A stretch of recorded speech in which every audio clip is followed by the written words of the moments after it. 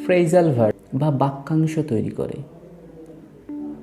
আর আমরা জানি যে ফ্রেজাল ভার্বের অর্থ মূল ভার্ব থেকে একদমই আলাদা হয়, সেজন্য আমাদেরকে ফ্রেজাল ভার্বকে একদমই নতুন এবং স্বাধীন শব্দ হিসেবে চিন্তা করতে হবে।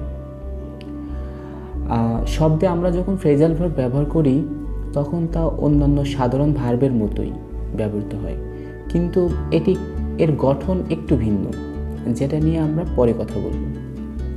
এই জন্য আমরা ফ্রেজাল ভার্বকে অন্যান্য সাধারণ ভার্বের মতোই ব্যবহার করতে পারব। চলুন আমরা উদাহরণসহ বুঝতে চেষ্টা করব। যেমন দ্য ভার্ব গেট। গেট ভার্বটি যখন একা বসে তখন এর অর্থ হয় অ্যাকুয়ার বা অর্জন, কিন্তু যখন এর সাথে প্রিপোজিশন ওভার যুক্ত হয় তখন এর অর্থ হয় higher or going above something, যে এর অর্থ হয় উপরে বা কোনো কিছুর উপরে। তো দেখুন, এখানে যখন ভার্ব গেটটি একা ছিল তখন কিন্তু তার অর্থ ছিল অ্যাকুয়ার বা অর্জন, কিন্তু যখনই এর সাথে প্রিপোজিশন ওভার যুক্ত হয়েছে তখন এর অর্থ হয়ে গেছে হায়ার বা উপরে, অথবা গোয়িং অ্যাভভ সামথিং, কোনো কিছুর উপরে চলে যাওয়া। তো এখন আমরা আরও কিছু বিষয়ভিত্তিক উদাহরণ দেখব, যার মাধ্যমে আমাদের ফ্রেজাল ভার্বের কনসেপ্ট একদমই ক্লিয়ার হয়ে যাবে আশা করছি। আমরা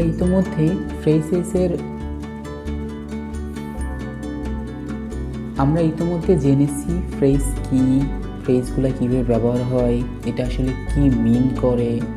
তো এখন আমরা জানব ফ্রেজেসের গঠন সম্পর্কে, কারণ আমাদের মনে হতে পারে ফ্রেজ যেহেতু একটি ভার্ব, এটি কি শুধুমাত্র সাধারণ ভার্বের মতোই ব্যবহার হয়, যেমন শুধু গেট ওভার, এটা কি শুধু এই গেট ওভারই ব্যবহার হয়? যদি গেট ওভার ব্যবহার হয় তাহলে এই অর্থ আমরা অতীতকালে কিভাবে বর্ণনা করব, এটা আমরা প্রেজেন্ট পারফেক্ট টেন্সে কীভাবে ব্যবহার করব, ভবিষ্যতে বা এটা কীভাবে ব্যবহার হবে, বা ভার্বের আর যে গঠনগুলো আছে এইটার সাথে ফ্রেজেস যে ভার্ব বা ফ্রেজাল ভার্ব, এই ফ্রেজাল ভার্বটি কীভাবে ব্যবহার করা হবে। তো এইটা জানার জন্য আমরা ভার্বের আরও কিছু ফরমেশন নিয়ে আলোচনা করব। তো প্রথমে আমরা যেটা দেখব সেটা হচ্ছে সিম্পল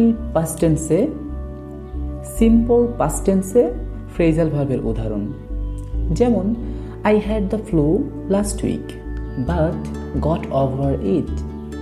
আমার গত সপ্তাহে ফ্লু হয়েছিল, এটি একটি রোগ, কিন্তু তা কাটিয়ে উঠেছিলাম। এখানে দেখার বিষয় হচ্ছে, যেহেতু প্রথম সেন্টেন্সটা I had the flu last week, আমার ফ্লু হয়েছিল কবে? গত সপ্তাহে, তাহলে এটা অতীতকাল। তো গেট ওভার মানে কাটিয়ে ওঠা, কিন্তু যেহেতু আমার গত সপ্তাহে ফ্লু হয়েছিল এবং আমি সেটা কাটিয়ে উঠেছিলাম, তো আমি যদি কাটিয়ে ওঠা ব্যবহার করি তাহলে এটা হয়ে যাবে বর্তমান, কিন্তু আমাদের দরকার পাস্টে। এই জন্য গেট যে ভার্ব, গেটটা ভার্বের সেই পাস্ট রূপ, গেটের পাস্ট রূপ হচ্ছে গট হবে। তো এখানে গেট ওভার মানে ছিল কাটিয়ে ওঠা, আর গট ওভার মানে কাটিয়ে উঠেছিলাম। এভাবেই সাধারণ ভার্বের মতোই অতীতকালেও ফ্রেজেস ব্যবহার হবে। এবার আমরা জানব ইনফিনিটিভ সম্পর্কে। আমরা জানি ইনফিনিটিভ মানে হচ্ছে টু যুক্ত মূল ভার্ব। তো একটা উদাহরণের মাধ্যমে দেখে ফেলা যাক। He wrote a song to get over his grandmother's death. তিনি তার দাদির মৃত্যুর জন্য একটি গান লিখেছিলেন, তার দাদির মৃত্যুতে শোকাহত হয়ে। এখন এখানে দেখার বিষয় হচ্ছে he wrote a song to get over. এখানে গেট ওভার ভার্বটির সাথে টু যুক্ত করা হয়েছে। টু যুক্ত করার মাধ্যমে এই সেন্টেন্সটি ইনফিনিটিভ হয়েছে। তো আমরা দেখলাম ইনফিনিটিভ দিয়েও ফ্রেজের ব্যবহার হতে পারে। ঠিক একইভাবে এখন আমরা দেখব ফ্রেজের মাধ্যমে জিরান্ডের ব্যবহার। Getting over prejudice. আমরা জানি জিরান্ড মানে হচ্ছে ভার্বের সাথে আইএনজি যুক্ত হওয়া, এবং এটি নাউনের জায়গায় ব্যবহার হয়। জিরান্ড মানে হচ্ছে verbal noun, verb plus noun, জিরান্ড একই সাথে নাউনেরও কাজ করে, ভার্বেরও কাজ করে। তো আমরা জানি নাউন সাধারণত সেন্টেন্সের প্রথমে বসে অথবা শেষে বসে, জিরান্ডো শব্দের প্রথমে বসে অথবা শেষে অবজেক্ট হিসেবে বসে। তো এখন আমরা দেখে ফেলি একটি উদাহরণ। Getting over prejudice at work is never easy. তার মানে হলো কর্মক্ষেত্রে কুসংস্কার কাটিয়ে ওঠা কখনোই সহজ নয়।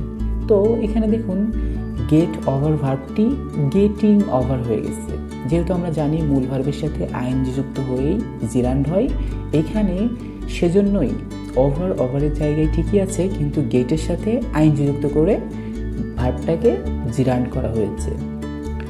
তো এরপরে আমরা জানবো পার্টিসিপল সম্পর্কে, যে পার্টিসিপল নন ফাইনাইট ভার্বের একটা অংশ। তো এই ভার্বটি কিভাবে আমরা ফ্রেজ হিসেবে ব্যবহার করতে পারি।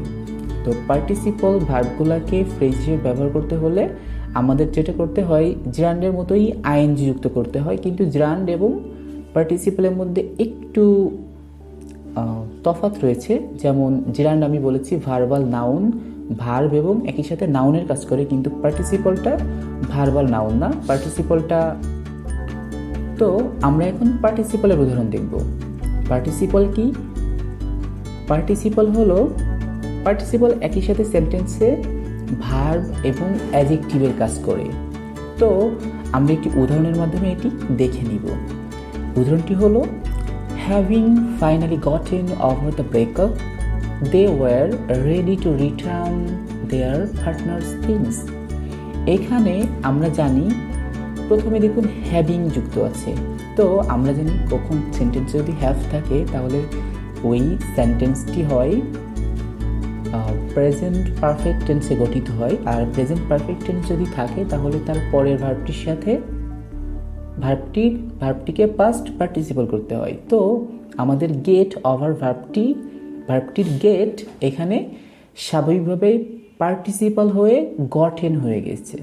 তো গেট এখন গটেন সাথে ওভার যুক্ত হয়ে একটি ফ্রেজ গঠিত হয়েছে, এবং এরই মাধ্যমে এর মানে হলো আমরা তো জানি যে ফ্রেজাল ভার্বের দুইটি অংশ রয়েছে, একটি হচ্ছে ভার্ব এবং আরেকটি হচ্ছে কোনো একটি অ্যাডভার্ব বা প্রিপোজিশন, যেটা একত্রিত হয়ে একটি ফ্রেজ গঠিত হয়। তো বেশিরভাগ সময়ই ফ্রেজাল ভার্ব একসাথে বসে। আবার কিছু নিয়ম রয়েছে যেখানে ফ্রেজাল ভার্বকে আমরা আলাদাভাবেও বসাতে পারি। একটি ফ্রেজাল ভার্বের ভার্ব এবং প্রিপোজিশনের মধ্যে একটি অবজেক্ট সহ বসতে পারে।